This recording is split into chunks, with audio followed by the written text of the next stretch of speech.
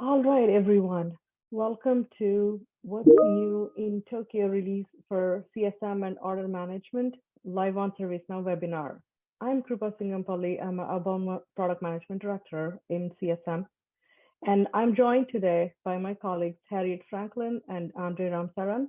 And we're going to take you through all the exciting things we have released in Tokyo. Before we go there, quick flash of our safe harbor notice. Of course, there may be information here that we'll be sharing that's forward-looking, so please be aware of that.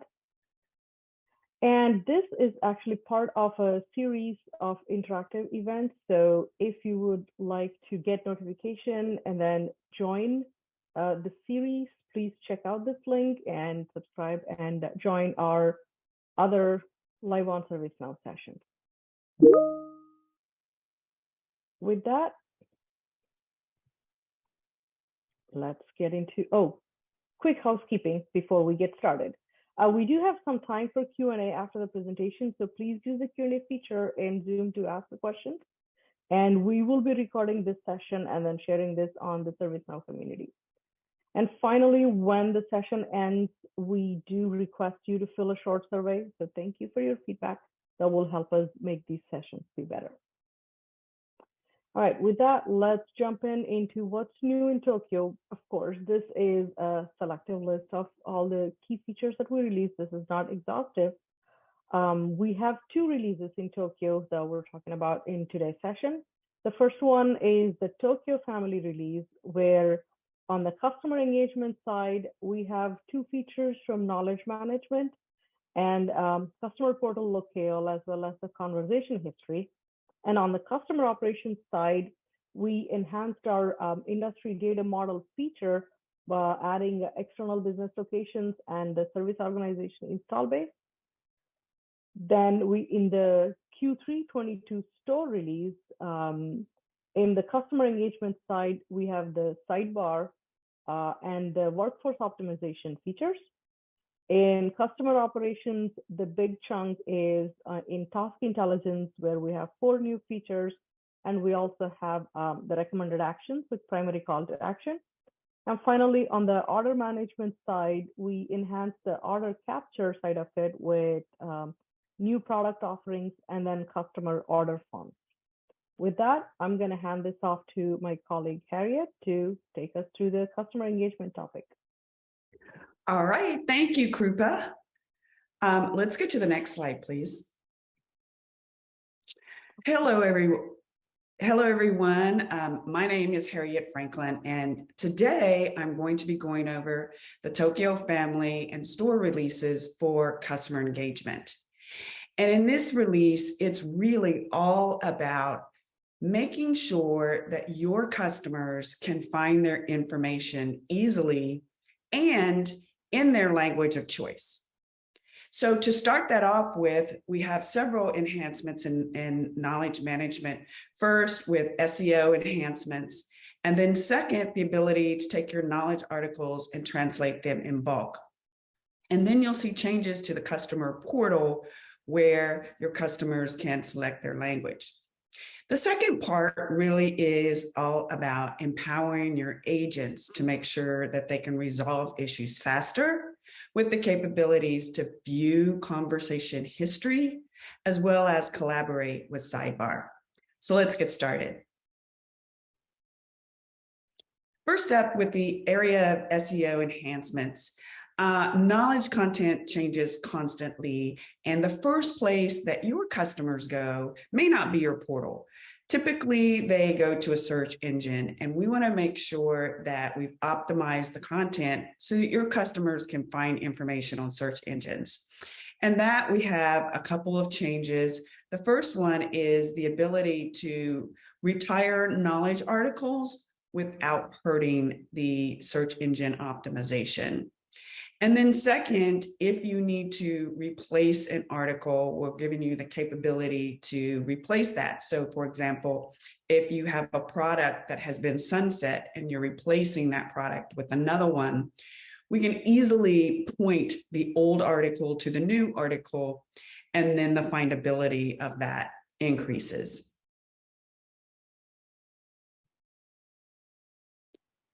The next thing is really making sure that we're making it easier for administrators to translate knowledge articles and get those out on your portals very quickly.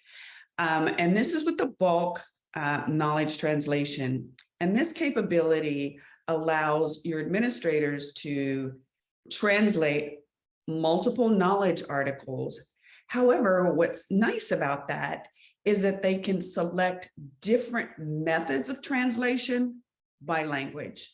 For example, if you're translating multiple knowledge articles and you want to translate them in French, Italian, and Japanese, you may have a knowledge translator that you use for Japanese, a translation management service company, or you may use some of the more machine language for French and the other languages. The good news is you can do it all with one click, and the workflow will take care of routing those translations to the proper location. And then next, we have the capability for both authenticated users and guests or unauthenticated users to select the locale that they want to see the portal content. Now, if you remember, for authenticated users, they have the capability to define this in their profile. Now we're allowing both authenticated and unauthenticated users to select that dynamically when they come to the page. And we can help them out by doing such things as auto-detecting to ensure when they return again that they'll be able to see the content. We also group these languages, so it's very easy for your customers to switch back and forth.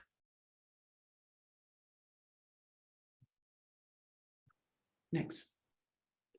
All right, so now we want to switch to your agents. And as we all know, agents have, pressure to answer the customer's questions quickly and come up to speed quickly. And currently, they can look at various tabs to see the history of what's going on. But what we've done here with conversation history is provided one comprehensive single view where agents can look at previous conversations.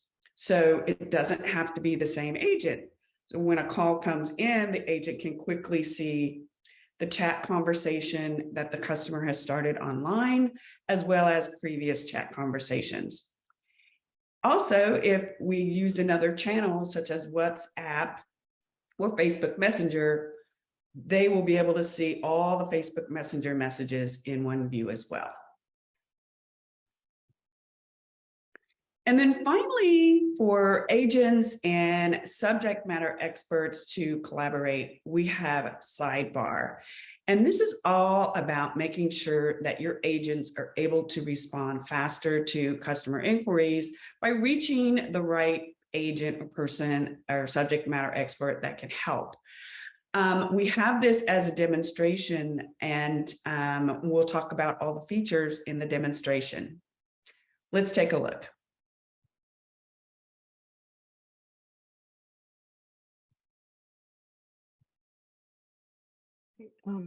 Is it playing? That's correct, yes. Just move up to, yeah. Sidebar is a new feature in the CSM Tokyo August 22 store release. Sidebar allows agents and subject matter experts to collaborate and discuss cases or interactions for resolution. Here we have a case that Agent Beth Anglin is working on, and she notices that there's an issue with online returns. She's seen that before in a couple of the cases, and she needs to have a sidebar discussion with another agent. When she clicks on the sidebar, the subject from the case is auto-populated, and from here she can add one or more participants. And she wants to know, is this a defect? She starts that conversation, and now she's waiting on Fred to participate. If we flip over to the second agent, Fred has a discussion item in his menu bar, and when we click on it, we see that there are 5 items here. The first one, the latest one, is the one that we just created with Beth. Now from here, Fred can open the record, take a look at it, and get back to Beth. And from here, he could say, it is a defect.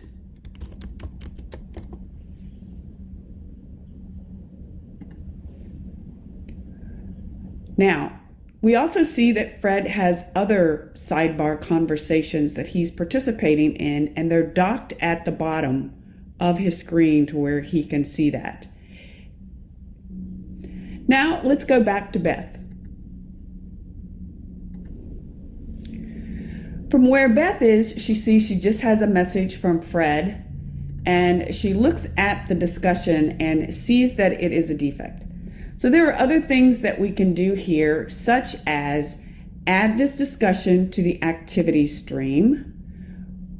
We can go up and look at other discussions, search those discussions, pin this sidebar, all the sidebar discussions that are here, as well as from here, we can use the quick actions such as search for knowledge articles, or when we send messages back, we can send emojis or items. And then as well, click on attach in case we need to attach a file to this. So Beth can collaborate with Fred and any other to make sure that we get a quick resolution for the customer. Let's take a look at the administration. To activate the sidebar, go to Conversational Interfaces, then go to Settings, and you'll see the sidebar here where you can activate it. And also, if you want to take advantage of the emojis, you can turn them on here.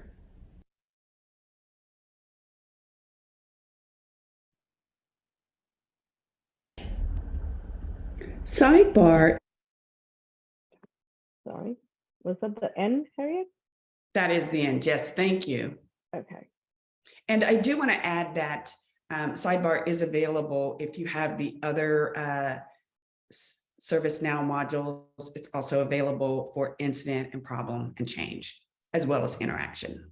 All right, thank you. Great. Thank you. All right. Then go ahead, Andre. All right. Yeah. Hi, my name is Andre. I'm going to be covering one last item to wrap up customer engagement, namely workforce optimization. And then we have 5 items that are related to customer operations. So let's hop into workforce optimization. Next slide, please. So at a high level, workforce optimization is about making sure that the right agents are available at the right time to handle customer inquiries. And a critical part of that is being able to generate demand forecasts. Now, previously in Tokyo, we were only able to generate demand forecasts down to 60-minute intervals.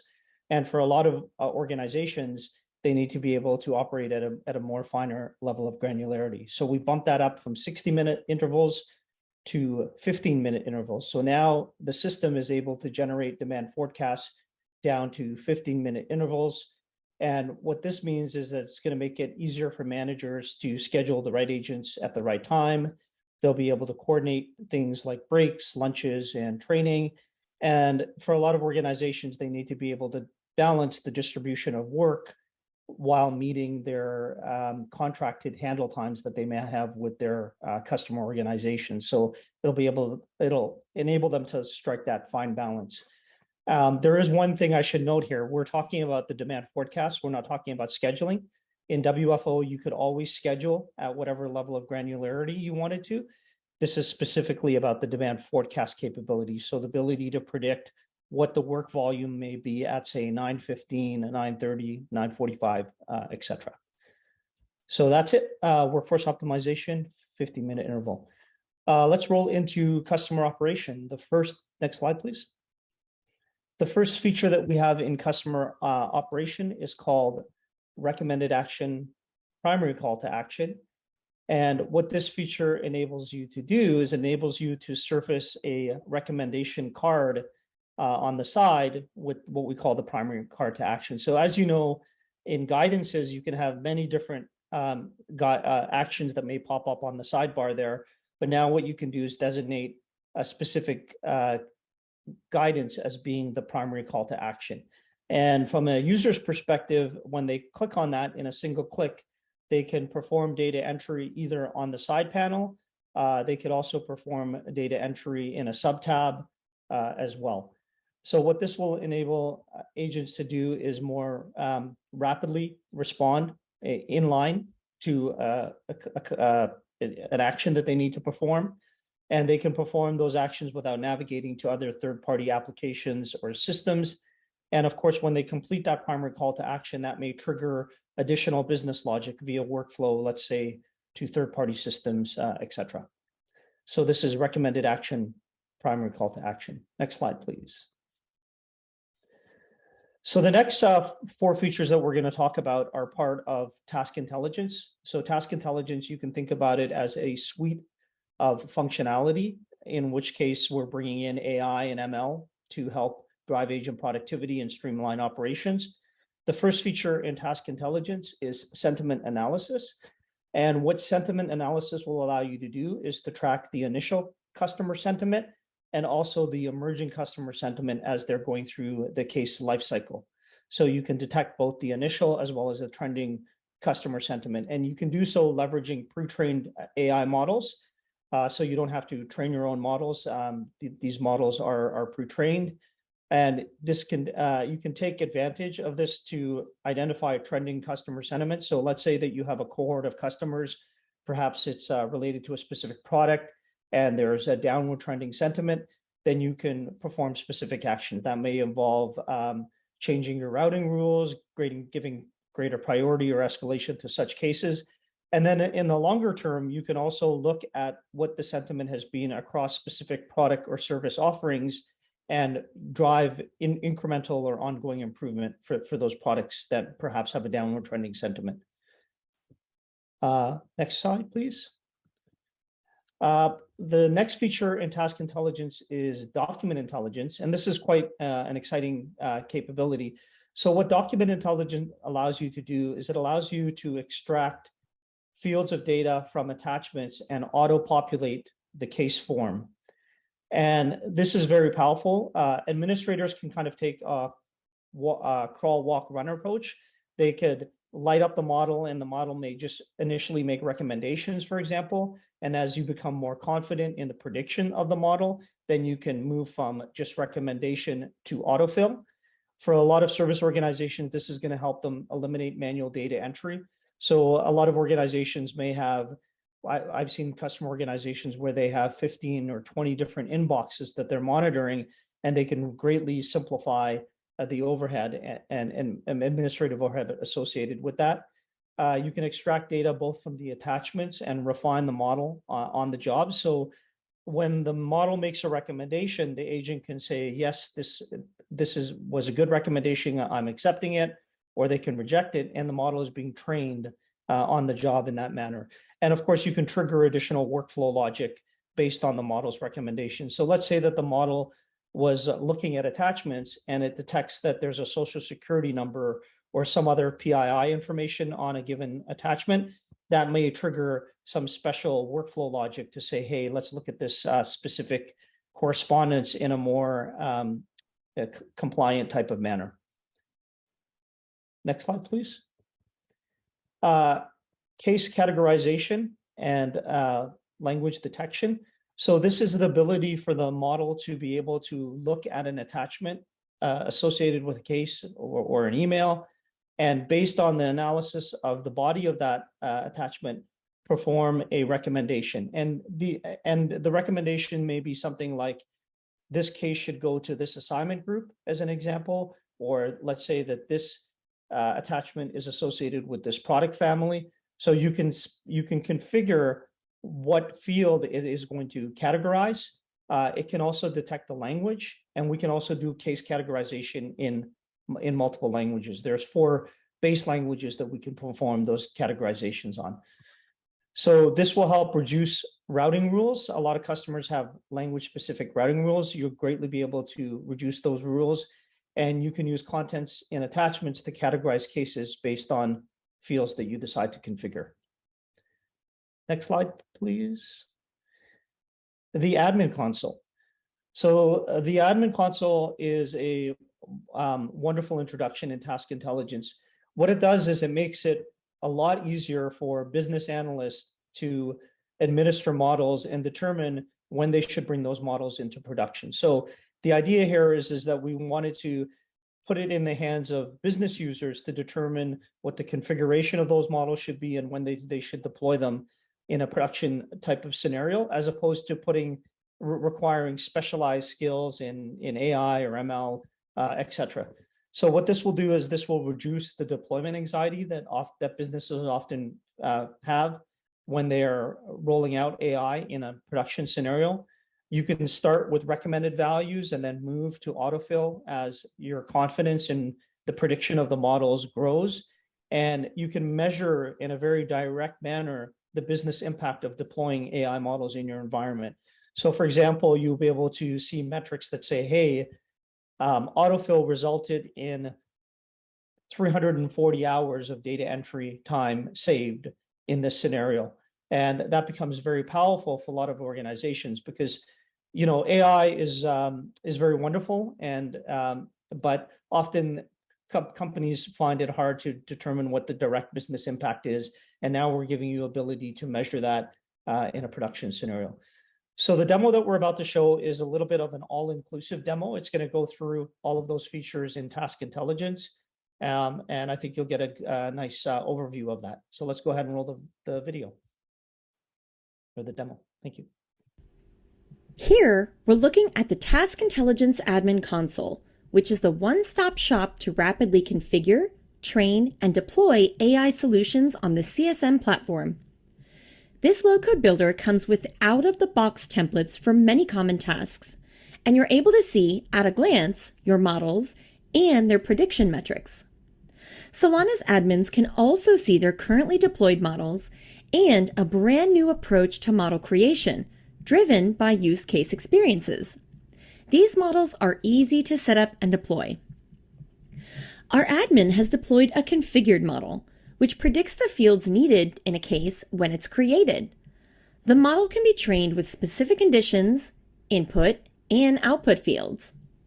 When a case is submitted from a customer, say via email, case categorization looks at the subject, body, and attachments of emails to auto-categorize it, routing to the right team at the right time.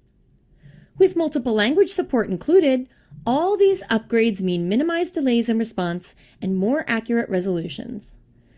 Your organizations can make more informed decisions on these correctly routed cases with sentiment analysis. Here, in our agent's workspace showing all current cases, we see the current sentiment of these customers, derived from the tone of the communication they send to the company. Our agent can filter these cases, if desired, to triage the most pressing cases and reach customers with negative sentiment first. By diving into each case, we're able to see not only those predicted fields, but the current sentiment, as well as the sentiment over time based on communication, and the change in tone from the customer. But Solana has been struggling with an influx of vendor invoices recently, and the amount of time that it takes to process each unique invoice. This is where document intelligence, or DocIntel, comes in. It uses a predictive AI model to extract data and automatically populate case fields. Solana is able to train the model on the types of vendor attachments that come in, which makes the model more intelligent over time. This means that when one of Solana's vendors submits an invoice, the case form has already pre-populated important fields in that case. When the agent reviews this information with DocIntel, you'll see that all 4 fields in the invoice were correctly identified by the AI model. This helps digitize manual inspection and eliminate data entry, which streamlines operational efficiency. Here, All right, that's it for task intelligence. Thank you. Great. Thank you, Andre. right? So we'll continue on with the customer operations topic here with the external business locations, and then we'll wrap it up with order management. So before I start on external business locations capabilities, let's understand what they are. Right? Imagine there's a parent company, and then it has franchise locations. So a external business location is a service organization like a store or a branch or a dealership that operates under the parent brand, provides services to the brand's customers, and hires employees to provide these services. Now, the parent brand may support this particular external business location by, maybe there are some products and services are installed there, like there is a kiosk or maybe there is a POS software. They may have some of their own employees on this location, like someone helping manage the relationship between this external location and the headquarters. And they might provide some services to the employees like training, etc. And can imagine like a retail restaurant type of scenario, providing raw materials and supplies, things like that. Now, what kind of a support do these third-party employees need? So they can request services for any walk-in customers who are coming into the location from the parent brand, or they can request for the location, maybe the kiosk is not working, maybe there is an issue with the AC there, or maybe they can request for themselves on, hey, I need to get more training on this particular topic, things like that. So these are external business locations.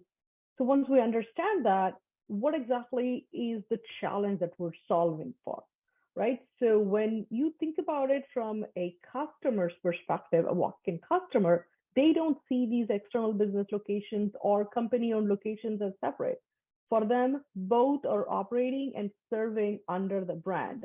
So the expectation from the customer is the same level of service. But the reality of it is it's not that easy for businesses to unify these operations in both their internal company-owned and external third-party locations, because a lot of times they are not on the same systems. They don't have visibility into what's happening in these locations, how many cases, employees, staff. So what we have done is the industry data model feature in CSM supported all these capabilities for internal business locations. Now we extended that to support these third-party owned locations. So what that means is now the external staff can manage the day-to-day operations through self-service, like adding staff to these locations, etc., that now the parent business has visibility into, and the parent business can roll out consistent processes to both their internal and third-party locations. Like imagine you're a restaurant franchise and there is a new recipe you're rolling out and you want both the staff trained, you can make sure that both locations are adequately trained. And finally, this enables any staff at these external locations to submit cases on behalf of any walk-in customer. So imagine like a hospitality type of a scenario where a customer walks into a franchise-owned hotel location and then says, hey, my last stay, the loyalty points are missing. Now, instead of calling up the customer service line of the headquarters or the parent company, the external staff can submit a case on behalf of the customer to say, hey, this customer's loyalty points are missing, which now the parent company staff can pick up and continue on. So this really helps bring your third-party locations into the fold to serve the customers like they're expecting. And the other component to the industry data models we've enhanced that's applicable to both internal and external business locations is managing the install base at the business locations. Again, similar scenario, right? You have a point of sale system that's not working. Now, how do the store employees get support for that? So it could be, or maybe the HVAC is down. So what this helps businesses do is manage and track the products installed at a business location. Today, what happens is all of these information is it's stored in various different systems. It's siloed, and the way it happens is through email. Somebody in the store sends an email saying, hey, my POS system is down, or I have a bug here, or the HVAC is down and I need some help getting it repaired. Instead of relying on emails where things get dropped and lost and there's a lot of swivel, this is really where the install base tracking helps you create and resolve the cases for products deployed at a location. And by actually having the relevant knowledge base and community available, the staff at these locations can resolve many of these issues with self-service without actually waiting for help and support. This helps improve the operations and become more efficient. So here is a quick demo of the industry data models with external business locations, but a lot of this capability is equally applicable for company-owned locations. Let's take a look at service organizations, both external and internal business locations in the Tokyo release. Solana Corporation is a global hospitality company with multiple hotels, some owned by Solana and some owned by franchisees like Sunshine Corp, which owns and operates the Arizona locations. Kippy Wielden is a Sunshine employee who is the manager for the Red Cloud Point location and is a front desk staff at the Sycamore Point location. Kippy logs into the new business location service portal and sees his two business locations. As the manager, he is able to see the cases requested, the members, the products, and the install base for the Red Cloud Point location. He can also create new external staff and add them to his location. He hires a new employee, David Stubbs, and assigns him the location contributor member responsibility, which enables David to create cases on behalf of customers visiting the location.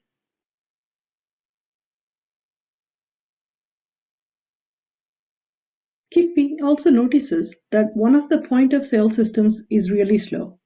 Solana Corporation owns and manages the POS systems.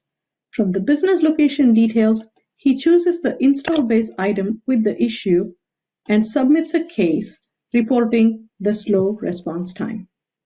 The next day, he is working as the front desk staff at the Sycamore Point location, where he can view case, member, product, install base details, but cannot add any members as he's not a manager.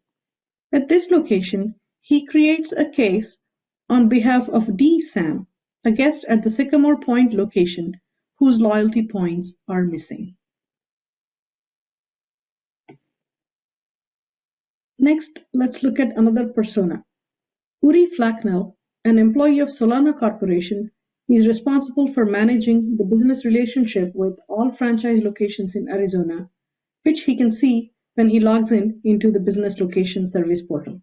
He is visiting the Red Cloud Point location managed by Kippy. He sees the location details, the cases requested, the products, and the install base and members. During his visit, he notices that this location needs new signage to reflect the new Solana branding. He creates a case for the Red Cloud Point location, requesting the corporate headquarters in LA City Center for new brand signage.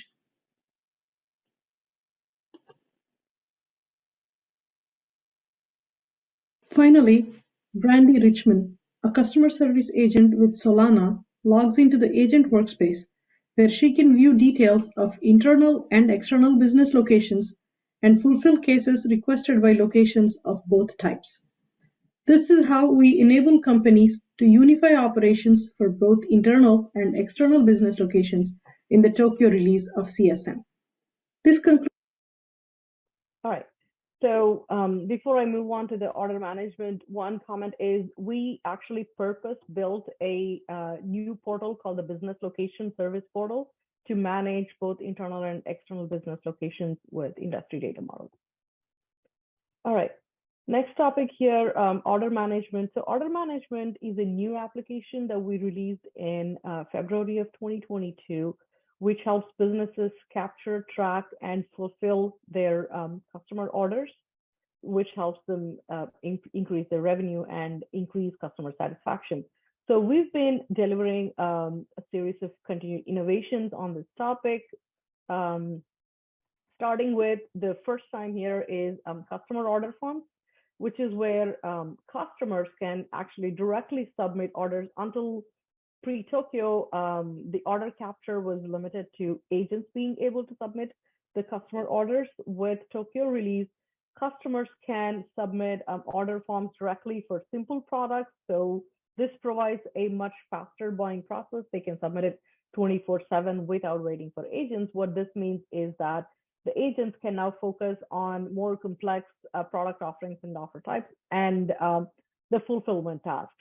Which brings me to the next topic here on, so pre-Tokyo, we supported simple products, which are just products with, they're pre-made, there is pricing, it's ready.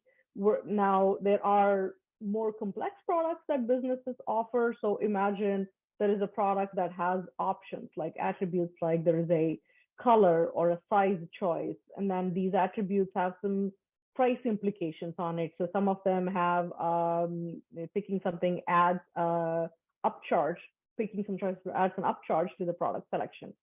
So what we've introduced with Tokyo is support for products with attributes, where all these different options, instead of creating them as individual products, you can simplify the management of it and make these choices available to the agent to select when they're placing the order on behalf of the customer.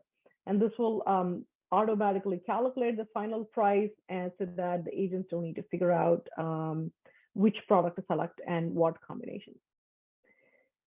The other type of product offering we introduced in Tokyo is fixed bundle products. So this lets you combine multiple products into a fixed bundle with a single price.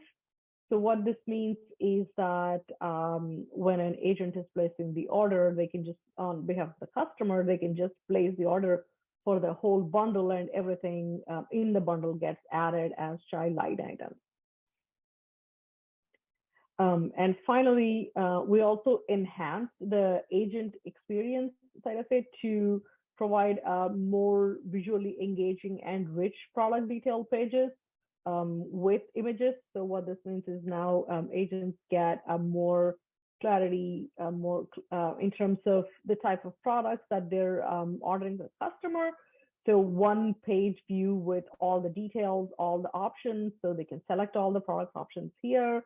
In case if it's a bundle, they can look at what are all the bundle products and the components included in the bundle before placing the order. This makes the agents be more efficient and correct in the type of orders they're placing for the customers. So let's finish that with a demo of order management here. In this Tokyo August 22 store release order management demo, we'll see 4 new capabilities: customer order forms, rich product detail pages, fixed bundle products, and products with attributes. Order forms allow customers to place order requests for simple products anytime via the customer service portal. Alex Starr, an employee of Star Tech Services, a building contractor, is replacing the microwaves in a 10-unit apartment building. In his Solana appliance portal, he creates a new order form and adds 10 Solana 800 series microwaves to the order. He enters his Santa Clara office address for billing and shipping. He then submits the order form, which creates a draft order.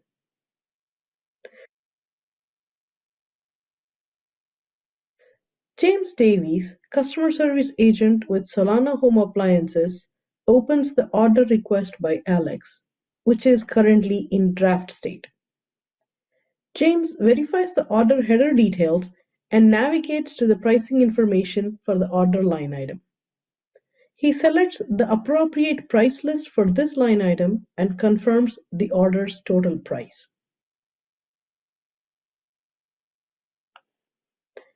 He saves and confirms the order, which moves it from a draft state to new state. Alex can now track the status of this order via the customer service portal. Now let's take a look at two new product offering types introduced in Tokyo: fixed bundles and products with attributes. Buckseo Corporation needs a kitchen bundle and one larger capacity microwave for a new construction. James creates a new order for Buckseo, specifying the contact, billing, and shipping details in the order header. He adds a new line item to the order, selecting the Solana Kitchen Bundle product offering. He verifies the bundle details like child products, color, and size specifications in the product detail page. He next adds the 1200 series microwave to the order. He configures the product offering to select the attribute options for microwave capacity. After navigating to the product configuration page, he chooses the larger 1.6 capacity, which adds $100 to the price, automatically calculating the new total price. He saves and confirms the new order for Buckseo. The order line items include the final product with the chosen attribute options and the bundle child products that are automatically included when the fixed bundle product is added to the order. This concludes the token. In this token. All right, let's go through the Q&A here. So there's one question here. Harriet, I think there's one question there for you on, okay, you've already answered that. Awesome. Yes. Yeah, there was a question here that we already answered, but I also had a question on the popular topic of sidebar. And the question was, we noticed when you went into sidebar that you selected the person that you wanted to invite into the conversation. Is there a way to automate that? And the answer to that is yes. That was one of the options. If you notice, when we went to the admin panel, that was one of the options where you could add the selection criteria for a list to automatically pop up. And then when that list is there, you can include them all or select one or two from that list. So an example of that is you want the product experts on this particular product to pop in. So thank you for that question. That's all the questions I had. Andre, did you have any questions? Not, I did not see any questions. I actually, it looks like I had one question pop up here on the order management topic. Looks like, yeah, there was a question on, you showed selecting the price list. So does that mean we can only have one price list, or can we have different prices, different price lists, and different currencies, or is it all one currency? So yes, actually the price list capability was released in the Q2 store release. So we can have multiple price lists, so you could have different prices for different purposes. And then like maybe you have a wholesale price and you have a bulk price and then you have a retail price. And then you can also have price lists in different currencies. And you can actually even schedule the price list to go live on a certain date.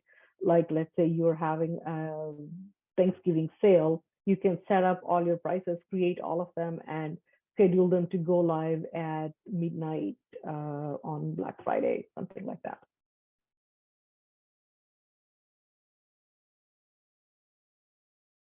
Great. Right, I think those are the questions we have so far. So on behalf of Harriet, Andre, and myself, thank you so much for joining us today. Please do subscribe to this series for the more exciting sessions we have coming up for you.